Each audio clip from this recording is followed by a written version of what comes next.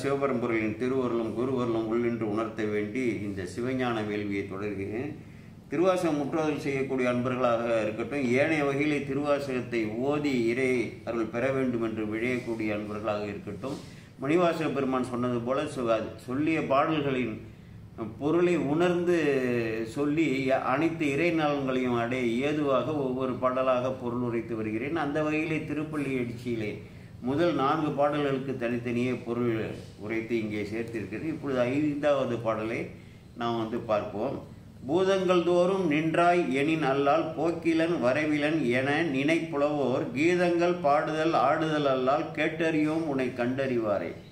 சீதொங்கொல் வயல் திருப்பெருந்துரை மன்னா சிந்தனைக்கும் அறியாய் எங்கள் முன் வந்து ஏதங்கள் அறுத்து எமை ஆண்டு அருள் புரியும் எம்பெருமான் பள்ளி எழுந்தருளாய் என்று அருமையான ஒரு பாட்டை, அதாவது இறைவன் எங்குமே நீக்கமர நிறைந்திருக்கிறான் என்ற ஒரு உயர்ந்த தத்துவத்தை இந்த இடத்துல முதலில் அவர்கள் வெளிக்கும் பொழுதே எங்குமே நீக்கமர இறைவன் நிறைந்திருக்கிறான், எல்லா பொருள்களிலும் நிறைந்திருக்கிறான். மனிதர்களாகிய நாம், உயிர்களாகிய நாம் புற உலகை அறிகிறோம் அல்லவா? மனம் சித்தம் புத்தி அகங்காரம் என்ற இறைவனால் கொடையாக கொடுக்கப்பட்ட அகக்கரணங்கள் மெய்வாய் கண்மூக்கு செவி சுவை ஒளி ஊறு ஓசை நாற்றம் என்ற புலன்கள் இவற்றின் வழியாக புற உலகிலிருந்து இருக்கக்கூடிய அனைத்துமாகவும் இருக்கக்கூடிய பெருமான், அனைத்திலும் ஊடி இருக்கக்கூடிய பெருமான் அகர உயிர் போல் அறிவாகி எங்கும் நிகரில் இறை நிற்கும் நிறைந்து என்று என்பது போல ஆனா என்ற எழுத்து எப்படி அனைத்து எழுத்துக்களிலும் ஊடுருவி இருக்கிறதோ அதுபோல் இருக்கக்கூடிய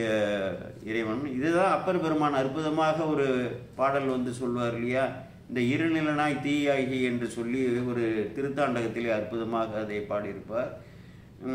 அப்பர் பெருமான் திரு ஞான சம்பந்த பெருமானும் தேவராயும் அசுரராயும் சித்தர் செழுமறை சேர் நாவராயும் நன்னுபாரும் விண்ணெறிகால் நீரும் மேவராய விரைமலரும் செங்கன்மால் ஈசன் என்ற மூவராய முதல் ஒருவன் மேயது முதுகுன்றன எல்லாமும் அல்லவையுமா ஈராய் முதலொன்றாய் இரு பெண்ணான் குணம் மூன்றாய் மாறாமறை 4ஆய் வரு பூதம் அவை 5ஆய் 6 சுவை 7 ஓசையோடு 8 திசைதானாய் வேறாய் உடனானான் இடம் வீழி மிழலியே என்று கூட பாடியிருப்பார். நல்ல அருமையான பாட்டு. அந்த நின்ற திருத்தாண்டகம் என்று பேர் அப்பர் பெருமான் அருளியது. அந்த திருத்தாண்டகம் முழுவதும் எல்லா அந்த புற உலகத்தில் உள்ள அத்தனை பொருள்களையும் சுட்டி உயிருடைய பொருள்கள் உயிரில்லாத பொருள்கள் எல்லாவற்றையும் சுற்றி எல்லாவற்றிலும் பெருமான் ஊடி இருக்கக்கூடியதை நின்று நிலைத்து இருப்பதை இருக்கக்கூடிய நிலையை சொல்வதால் தான் அதை நின்ற திருத்தாண்டகம் என்று சொல்வார்கள். இருநிலனாய்னா பூமியா பெரிய நிலனாய் தீயாகி காற்றுமாகி அருநிலைய திங்களாய் ஞாயிறுமாகி சூரிய சந்திரர்களாகி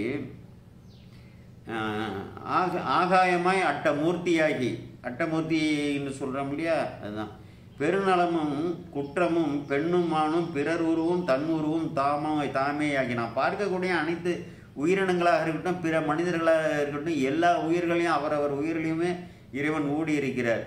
நெருநிலையாய் இன்றாகி நேற்று இன்று நாளை என்று எப்பொழுதுமே எல்லாமும் ஆகி காலமும் ஆகி என்று பொருள்.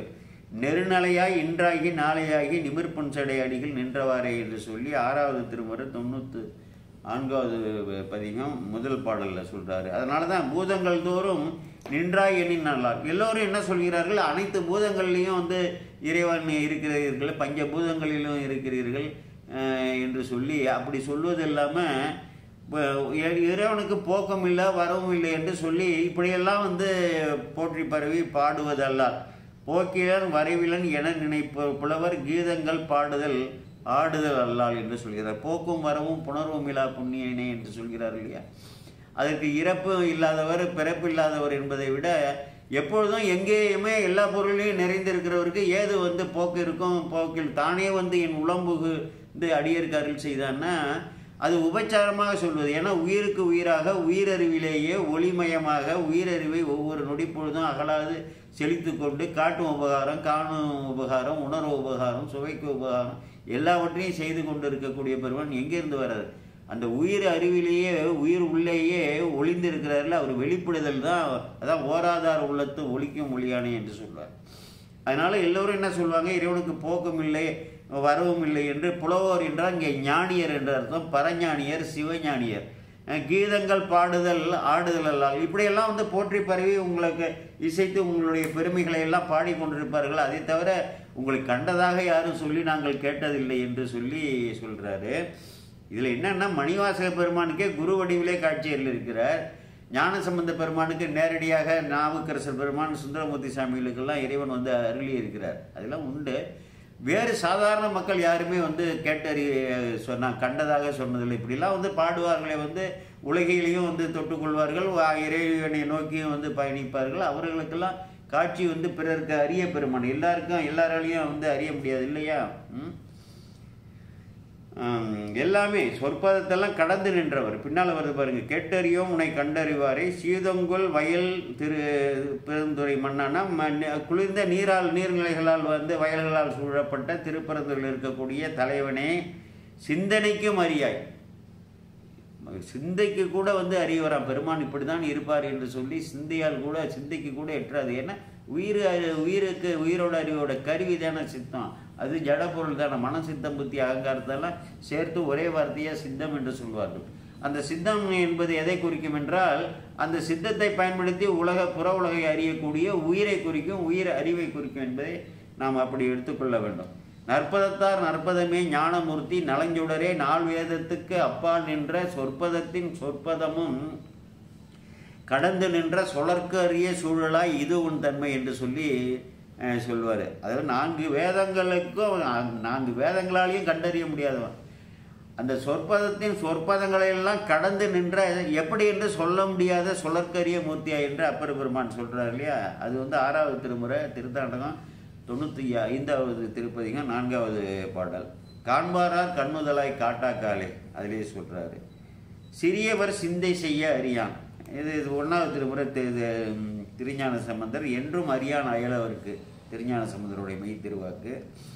பிறர் தன்னை காட்சிக்கு அறியான் தன்னை அப்பர் பெருமானை பாடியிருக்காரு. 6வது திருமுறை 22வது பதிகம் முதல் பாடலில் அரிய காட்சியராய். இதே வந்து ஞானசம்பந்த பெருமான் என்னன்னா அந்த திருப்பாசுரத்தில் ஏடுகள் வந்து எதிர்த்து போனது இல்லையா அங்கே வைகையில், அதில் வந்து அரிய காட்சியராய் தமது அங்கை சேர் எரியார். காட்சிக்கு அறியார்னா ஒருபோதும் இறைவனை வந்து பார்க்க முடியாது என்ற அர்த்தம். அதனால அரிய காட்சியார்னா ஓரொரு வகையால் கண்டுவிடலாம் என்றால் ஞானியர்கள்லாம் பார்த்துருக்கிறார்களே. நமக்காக எடுத்துகிட்டு வந்த அந்த அருள் திருமேனியை புண்ணிய வடிவை அதை வந்து ஞானியர்கள் கண்டிருக்கிறார்கள் இல்லையா? அதான் அரிய காட்சியராய். அப்புறம் அடையாளம் காமிக்கிறாரு ஞானசம்பந்தர். தமது அங்கை சேர் எரியர் நெருப்பு, ஏறு உகந்து ஏறுவர் நந்தி வாகனம், கண்டமும் கரியர், காடுரை வாழ்க்கையர். யார் அறிவார் அவர் பற்றி? அவருடைய பெருமையை வந்து யார் அறிய முடியும் சொல்லிட்டு அரிய காட்சியராய் தமது அங்கை சேர் எரியர், ஏறு உகந்து ஏறுவர், கண்டமும் கரியர், காடுரை வாழ்க்கையர். சுடுகாட்டிலே வாழக்கூடியவர், நடனாடி கொண்டிருக்கக்கூடியவர், நள்ளிரலில் நட்டம் பயின்றாடும் நாதன். யார் அறிவார் அவர் பற்றி? அவர் பெருமைகளை எல்லாம் யார் வந்து அறிய முடியும் என்று சொல்லியிருக்காரு. இதையெல்லாம் நாம் வந்து கருத்தில் கொள்ள வேண்டும். இதில் ஒன்றும் தெரியாத வார்த்தைகள்லாம் பூதங்கள் தோறும் என்றால் அகரம் எப்படி அனைத்து எழுத்துக்களிலும் இருக்கோ அதை போல் வந்து நம்ம 5 புலன்களால் உணரக்கூடிய புற உலகு எல்லாமும் அல்லவியமாகவே வந்து ஒன்றாய் வேறாய் உடனாய் என்று சொல்வார்கள். அப்படி இருந்து உலகையெல்லாம் இயக்கி கொண்டு இருக்கிறார். எல்லாரும் என்ன சொல்லுவாங்க? போக்கிலன் வரவிலன் என்று சொல்வார்கள். அது மட்டும் இல்லாமல் இவருக்கு வந்து போக்கும் வரவும் இல்லை என்று சொல்வார்கள். அதே போல் எல்லாவற்றிலும் ஊடி இருக்கிற காரணத்தால் இவர் எங்கேருந்தும் போக வேண்டாம், இங்கே இருந்தும் வர வேண்டிய அவசியம் இல்லை. அதனால் அது அப்படி வந்து சொல்கிறார்கள். அப்படி தான் வந்து போற்றி இவர்கள் எல்லாம் வந்து கீதங்கள்லாம் வந்து பாடுவார்கள். உன்னுடைய பெருமைகளை எல்லாம் புகழ்களை எல்லாம் பாடுவார்கள், ஆடுவார்கள். ஆனால் என்னன்னா உங்களை யாரோ கண்டோம் என்று எங்களிடம் வந்து சொன்னது இல்லை என்று சொல்கிறார்கள்.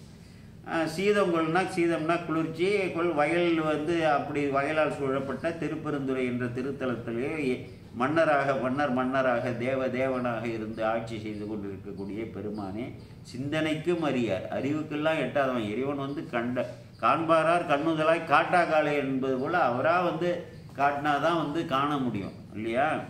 அறியாய் எங்கள் முன்னு வந்து எங்களுக்கு முன்னாடி வந்து எங்கள் ஏதங்கள்னா எங்களுடைய இந்த பிறவி துன்பத்தை தீருங்கிறாங்க. சாதாரண வாழ்வியல் துன்பத்திற்காக இந்த அடியார்கள் அங்கே போய் இறைவனை வந்து வழிபடவில்லை. ஏதங்கள் அறுத்துன்னா எங்களுடைய குற்றங்களை எல்லாம் அறுத்து உங்களுடைய பற்றி எங்கள் உயிரை மறைத்திருக்கக்கூடிய ஆணவத்தை வந்து செயலறை செய்து அது செயலற்ற உடனே வினை வந்து செயலற்று விடும். அப்படியெல்லாம் எங்களை வந்து அறுத்து எங்களுடைய குற்றங்களை எல்லாம் ஆசு நீக்கி எங்கள் உயிர்களில் உள்ள அந்த குற்றங்களை எல்லாம் நீக்கி எம்மை ஆண்டு அருள் புரியக்கூடிய எம்பெருமானே, அப்படிப்பட்ட பெருமானே தயவுசெய்து பள்ளி எழுந்தருள்கள் என்று சொல்லி உபச்சாரமாக அங்கே இறைவன் திருமுன் நின்று பல்வேறு நிலையிலே உள்ளவர்கள் முன்னதாகவே சொன்னோம் பார்த்தீங்களா. இன்னிசை வீணையர் யாழினர் ஒருபால், இருக்கொழு தோத்திரம் ஏம்பினர் ஒருபால், துண்ணிய பிணைமலர் கையினர் ஒருபால், துவல்கையர் அழுகையர் தொழுகையர் அழுகையர் துவல்கையர் ஒருபால் என்று சொல்லி பல்வேறு தரப்பட்ட மக்கள் எல்லாம் அங்கே வந்து வேண்டி இறைவனை போற்றி பரவுகிறார்கள் என்று சொல்லி இதுவரை கேட்ட அன்பர்களுக்கெல்லாம் எல்லா சிவமங்கல நலன்களையும் இறைவன் விளைவிக்க வேண்டும் என்று இறைஞ்சி கோமல் சேகராகி நான் விடைபெறுகிறேன். வணக்கம். சிவாய நம. சிவாய நம. திருச்சி.